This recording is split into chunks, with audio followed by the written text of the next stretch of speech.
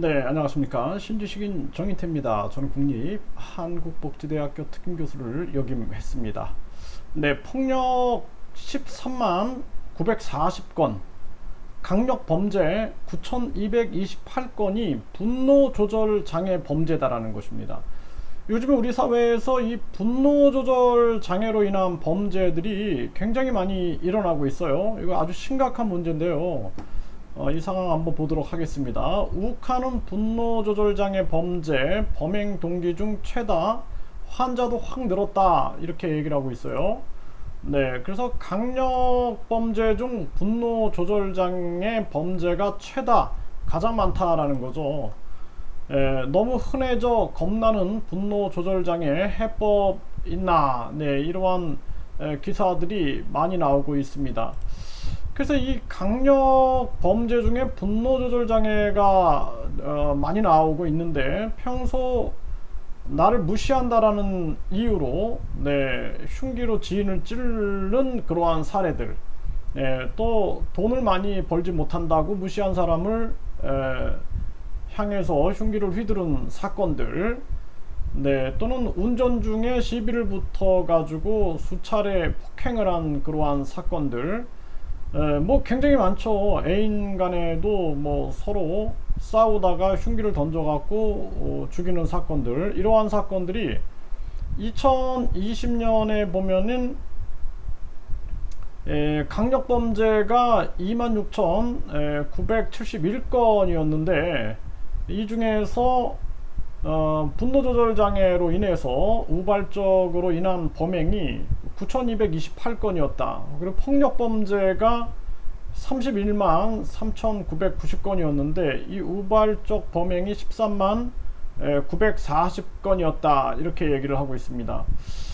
이 굉장히 큰 문제고요. 그래서 원광대 이술래 교수는 우발적인 강력 폭력 범죄는 개인의 성정 때문이기도 하지만 사회가 이들에게 영향을 주는 폭력적인 컨텐츠들에 대한 적절히 감시하고 어린 시절부터 교육을 통해서 예방을 하는 것이 중요하다. 그러니까 자기 절제력과 교육, 이러한 것이 굉장히 중요하다, 이렇게 얘기를 하고 있는 거예요. 그래서 욱하는 이 분노 조절 장애 범죄가 확 늘었다라는 거죠.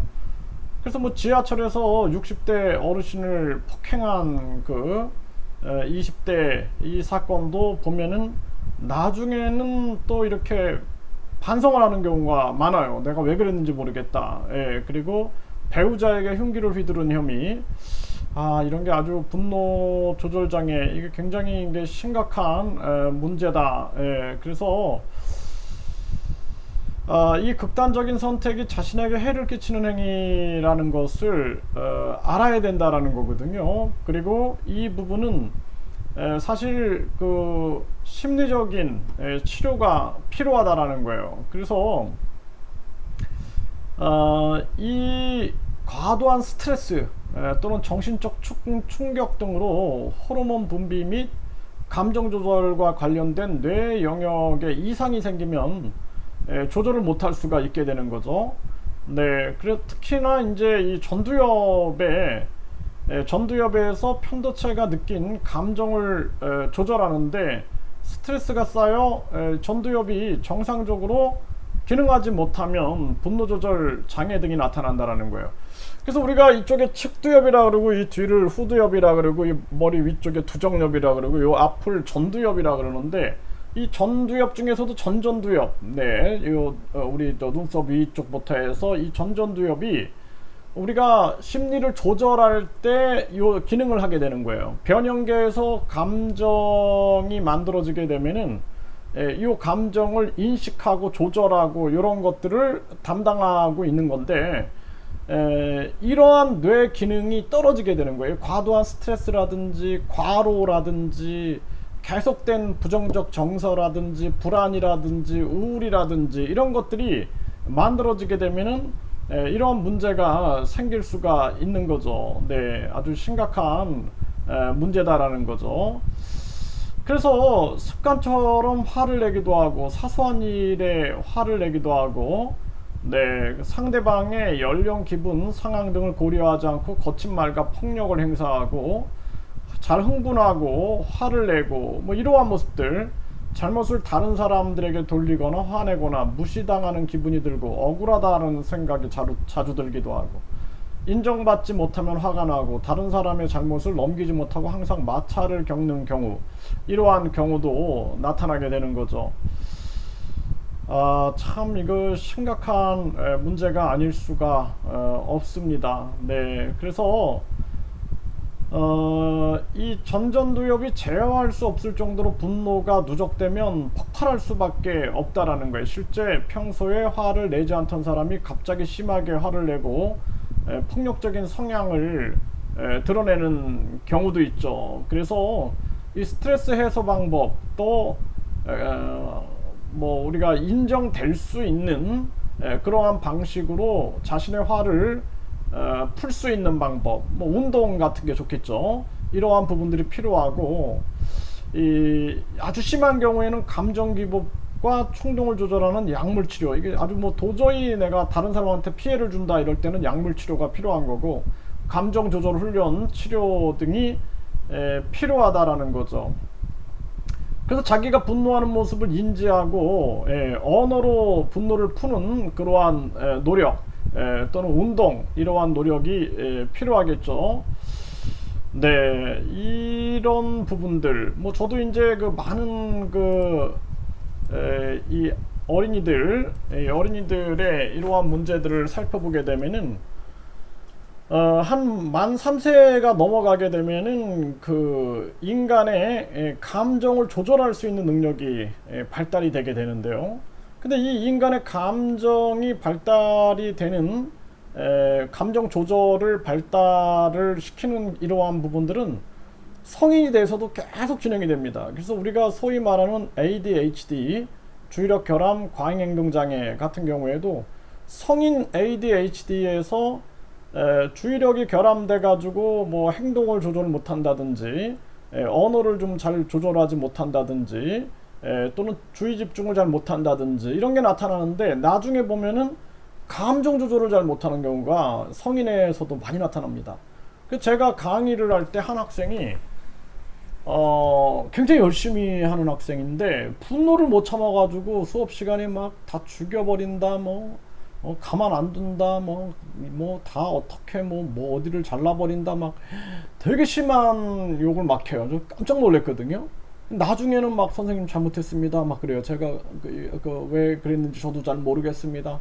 이런 사람들이 있어요. 또 제가 예전에 굉장히 친한 지인이 한 분 있었는데, 이분이 부인이 너무 스트레스를 주는 거예요. 부인이 계속 아주 너무 순한 사람이라서 법 없이도 살 사람인데, 부인이 너무 스트레스를 주고 친구랑 만나서 뭐 술 한잔만 해도 와서 그냥 막 술판을 엎어버리고 막 이런 일들을 하니까, 이 아주 순한 사람인데 어느 날 난리가 난 거예요.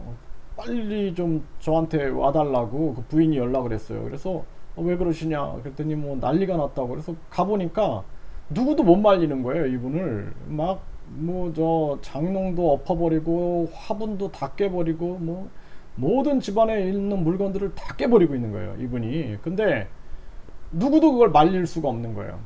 그러니까 이제 제가 가니까 멈추더라고요. 그래가지고 길바닥에 푹 주저앉으시더라고요.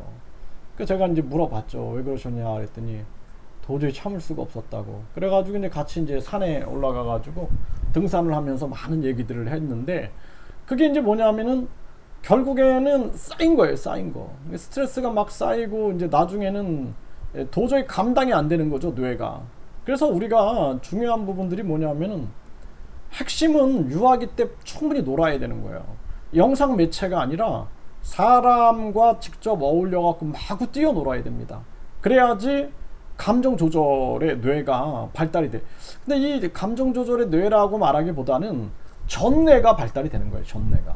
그러니까 전뇌가 상호작용을 잘 해야지만 이러한 문제들도 해결이 되는 거죠. 그리고 요즘에는 이런 범죄가 많이 생기는 이유가, 저는 코로나 이 거리두기라든지 사람들이 충분히 움직이거나 상호작용하거나 충분한 자기의 심리를 표출할 수 없는 그러한 상황들, 이런 것들이 계속 겹치다 보니까 이런 것이 이제 스트레스 또는 부정적 정서, 불안, 우울, 이러한 분노, 이런 것들로 작용하면서 이러한 사건들이 급증하고 있다. 저는 그렇게 생각을 합니다. 그래서 자기의 어떤 취미 활동, 등산이 됐던 노래가 됐던 그림이 됐던 몸을 움직이면서 할 수 있는 그런 취미 활동, 뭐 이렇게 게임 이런 거 말고 몸을 움직이면서 직접 내가 뭐 신체를 움직이면서 뭐 등산을 한다든지 자연을 접한다든지 뭐 낚시를 한다든지 이런 활동들을 많이 하는 게 되게 중요하고요. 유아기 때 가장 중요한 것은 사람과 뛰어노는 거, 이게 핵심입니다. 그래서 뭐 학습을 강요하지 마세요. 유아기 때는 충분히 놀이하는 그런 아이들이 온전하게 뇌가 발달될 수 있다. 그리고 성인들도 마찬가지로 내가 등산이 됐던 산책이 됐던 걷기가 됐던 달리기가 됐던 헬스가 됐던 이런 내가 몸을 움직이는 거. 왜 몸을 움직여야 되냐면 몸의 움직임은 뇌의 움직임인 거예요. 신체가 움직이려면 뇌가 움직여야 되죠. 네, 그래서 정신과 뇌와 신체가 함께 움직여야 됩니다. 제가 이 MBPA 과학이라는 것을 창시했는데 M은 마인드거든요, 정신. B는 브레인, 뇌고, P는 피지컬, 신체고, A는 액티비티, 활동인데 정신, 뇌, 신체 활동. 그러니까 신체가 움직이는 것은 정신과 뇌와 신체가 함께 움직인다라는 거예요. 그러니까 정신과 뇌와 신체는 하나로 연결되어서 상호작용하고 있다라는 거죠. 그렇기 때문에 신체를 많이 움직이면서 하는 자신이 좋아하는 그런 활동을 꾸준히 해주는 게 가장 중요하다. 저도 이 정치 상황이라든지 이런 것들을 보면은 심리적으로 굉장히 힘들거든요. 그래서 제가 하루에 3번 꼭 그 산책을 합니다. 3번 아침, 점심, 저녁으로 꼭 3번 산책을 해요. 그래서 아침에 일어나면은 제일 먼저 공원에 가가지고 운동을 하고 그리고 산책을 하고 또 점심 먹고 운동하고 산책하고 저녁 먹고 운동하고 산책하고를 하니까 버티지, 아니면은 이 뭐 스트레스 받아가지고 살 수가 없겠죠. 이 정치 현황을 보고 우리 사회 현황을 보면은. 그래서 이러한 부분들에 대한 노력이 필요하다, 이렇게 말씀을 드립니다.